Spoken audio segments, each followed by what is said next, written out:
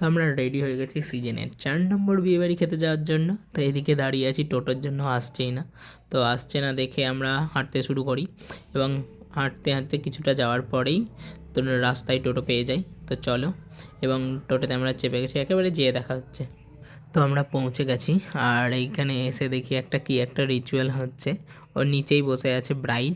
চলো তোমাদেরকে দেখাচ্ছি কার বিয়ে খেতে এসেছি। তো একের পর এক রিচুয়াল হতেই আছে, যেহেতু বুঝতেই পারছো। তো এ হলো রুমি, তো আমার একটি বোন হচ্ছে পাশের বাড়ি। আর বৃষ্টি আমাকে দেখে সেই শুরু হয়ে গেছে, আমাকে একটা ছবি তুলে দাও দাদা। তো ওদের আমি কটা ছবি তুলে দিলাম।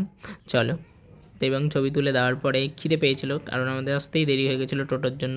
তো আমরা সোজা চলে এসেছি আগে খেতে। চলো খাবার দাবার খেয়ে নিই, তারপরে দেখা হচ্ছে কি হয়। খাওয়া দাওয়া কমপ্লিট করে আসার পরেই দেখা হয়ে গেছে গোপু সোনার সাথে, আর খুব সুন্দর লাগছে গোপু সোনাদেরকে আজকে। আর তারপরেই শুরু হয় সেই নাচ, সাথে ব্রাইডও যোগ দিয়েছে। তো নাচটা তোমরা এনজয় করো। তো আর একটু পরেই যাব আমরা জলছইতে। তো জলছইতে কোথায় যাই চলো, কারণ একটা বিশেষ জায়গায় যাব, চলো তোমাদেরকে দেখাবো।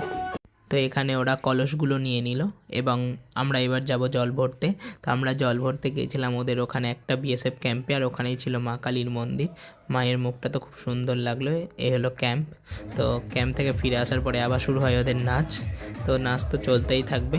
তো চলো, তো ভিডিওটা এই পর্যন্তই। ভালো লাগলে লাইক কমেন্ট শেয়ার করে দিও। টাটা।